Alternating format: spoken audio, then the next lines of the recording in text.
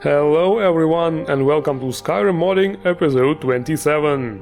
Yes, I decided to make an Oldrim episode this week again, simply because on the Norin side there was like one interesting mod in the last 2 weeks scan, but Oldrim has tons of interesting stuff.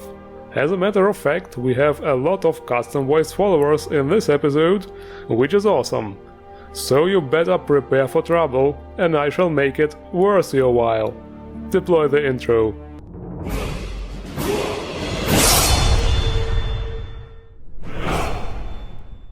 And we're starting this time with a nice simple mod aimed at your Skyrim children. Craftable Gifts for Children by RX310. This is a bunch of toys which can be crafted at the forge and at the tanning rack. There are 6 simple items in this mod, which can be used as gifts for your children, to decorate their rooms and so on. Pretty simple idea, but then again, we don't see many mods of this kind, and the vanilla game has definitely not enough items which are suitable as gifts for children. So it's quite refreshing indeed, and it certainly might increase the immersiveness a little bit.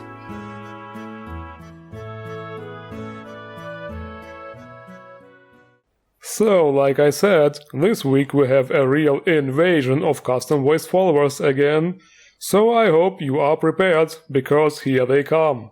Norine the Temptress by Rob Sander. She can be found in Helga's bunkhouse in Riften. Is there something on your mind, or are you just going to stare at me? Well, okay, the voice quality and acting seem good. She does look unusual and interesting, but what's with that spinning? She was doing it all the time when I first met her. I have actually never witnessed such behavior on followers until now. But as soon as I let her draw her weapon, she started acting normal. Norine belongs to the Orion race, which is supposed to be from Star Trek actually. That's funny, because when I first saw her, I thought she looks like the chick from Guardians of the Galaxy. Okay, the hair is a little bit different, my bad. They say friendship is forever. I say friends who give me diamonds are forever. And yes, she does seem to have an obsession with diamonds.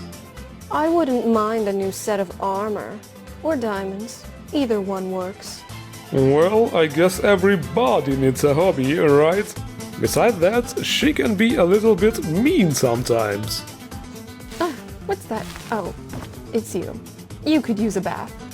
Other than that, she comes with a unique armor, an ebony shield, and a unique scimitar, which she obviously uses in combat. She has a somewhat tanky fighting style, but will also use a bow on faraway enemies. So, all in all, it's a pretty vanilla fighting style. Still alive. I wonder if you ever get tired. I only get tired of you. Just kidding. What? I thought it was funny. Well, I thought it wasn't. You hurt my feelings! And that's why we are moving to the next custom voice follower. Just kidding. And the next custom voice follower is certainly a bit different. Latria by Namachu. You can find her in the Dead Man's Drink in Falkreath. ラトリア、旅人やキャラバンの護衛をしている。 Unfortunately, she is one of those Japanese voice followers, and there are no subtitles on this one. Look at this, even my Dead Man's Drink is now called Bunch of Squares. 今は特に仕事は入っていない。報酬とは別に費用はすべてそちら持ち。 Yeah, that's a really nice backstory you got there, girl. Yes, go on. I'm totally listening. わかった。 Ooh, she said wakata, which means very well. And that means I recruited her, right? Yes, indeed. Well, my Japanese is really shitty, of course. I can only catch separate words sometimes. 衛兵たちの情報網は甘く見ない方がいい。Yeah, I totally agree with that. Now let's go. 森には思いもよらないものが潜んでいる場合もある。She said something about a forest. We just exited Falkreath, which is in the woods, so it does make sense. You know, this is actually not that bad. The vanilla follower system in Skyrim is simple enough to be navigated blind, more or less. Especially after playing this game for years and investing thousands of hours into it, it's safe to say we do know our way around the dialogues. But it would certainly be better with English subtitles, so let's hope for an update. Guess what, people? That's right, another custom voiced follower. And this one is pretty unique indeed. Veronica the Countess, the daughter of Ulfric Stormcloack, by Pentacrow.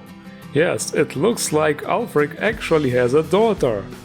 My father loves me, but he does not really understand my view of life. My brother and sister both despise me, and my dear mother is dead.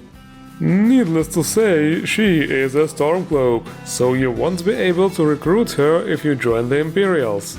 Veronica has her own custom follower system and also lots of custom dialogue lines. You can have some nice conversations with her. It is just another tool for the humankind to fill its main purpose. Wow, going all philosophical now and talking about humanity's purpose. To destroy itself. Oh my god, that was so on point! The path of destruction we are on. Anyway, she lives in her own custom room in the Palace of the Kings. Here you can find some nice custom decorations, some things which will give you some insights into her backstory, some outfits for her custom CBBE body. Hell, it looks like pretty much everything about this follower is custom. So, let's check some of her outfits then. And have a quick squint at my graceful body at the same time. Whoa, what happened? I didn't expect this. I mean, Skyrim is a cold place. Is it really wise to... never mind. If you want to bump into me that desperately, so let's do it at least in privacy. Alrighty then. Ulfric, you probably won't like that, but chances are high that I might end up begging your daughter. That is me and the hundreds of other Dragonborns who downloaded this mod. And this, ladies and gentlemen, is how you break the fourth wall. But jokes aside, Veronica is a warlock and will use ice and drain spells in combat. She even seems to know the Frost Shout. I guess the Stormcloack family has a natural ability to learn the way of the voice. All in all, this is a top quality follower mod.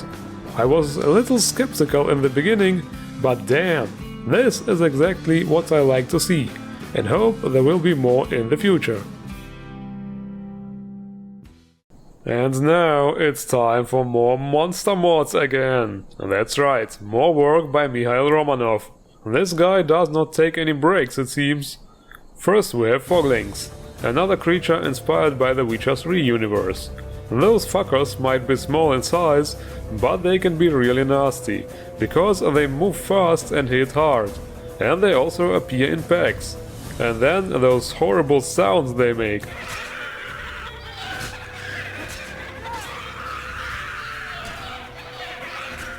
Okay, it's also my own fault, because I have lots of combat difficulty mods, and those creatures count as NPCs, so their combat behavior has been really boosted a lot in my game.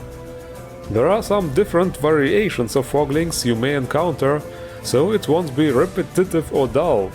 But it's safe to say that encountering those creatures might very well scare the shit out of you. With their glowing eyes, the mist effect and those cries, this will be especially effective if you stumble upon them during the night. And yet another creature mod, Dreughs. Oh, how do we even pronounce it? Dreughs? You might remember them from Oblivion. Anyway, those things can be also quite hard to fight. This guy even somehow managed to Pepsi me in God mode. I wonder what the hell happened there. But of course, I wanted a rematch and kicked its ass.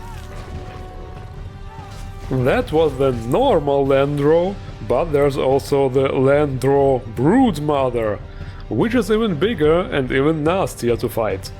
Well, those things do telegraph their attacks a lot, so it is possible to dodge with precise timing. But there is more, people, there is more.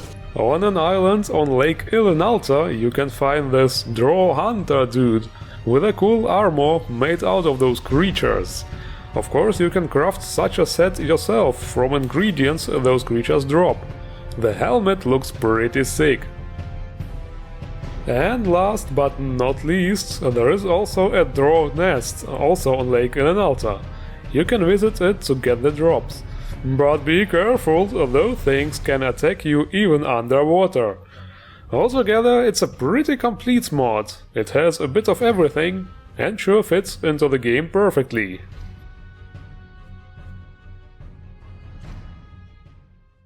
Next, we shall check out a player home. Yeah, it's been a while since I actually featured one. Reverend Grotto, another mod by Logistics of Breath. To get to this one, you have to visit the Temple of the Divines in Solitude first. There you will find a spell tome, which lets you summon a portal. And this is how you get to the home. It has a small separated world space. This place looks really peaceful and quiet. There is a garden, a place with those soil things, a waterfall, and also you can find some crafting stations behind the house. But let's take a look inside the house. I would say it's a small to middle-sized player home.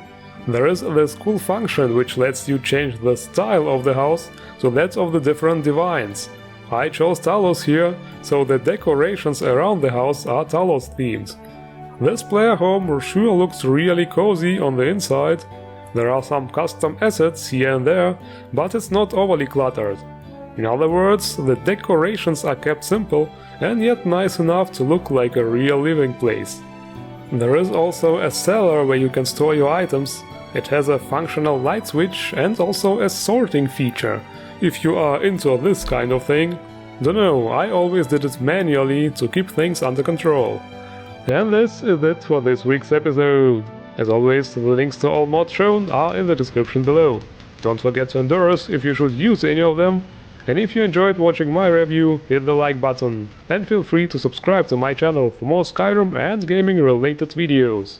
I thank you all for watching, and see you around!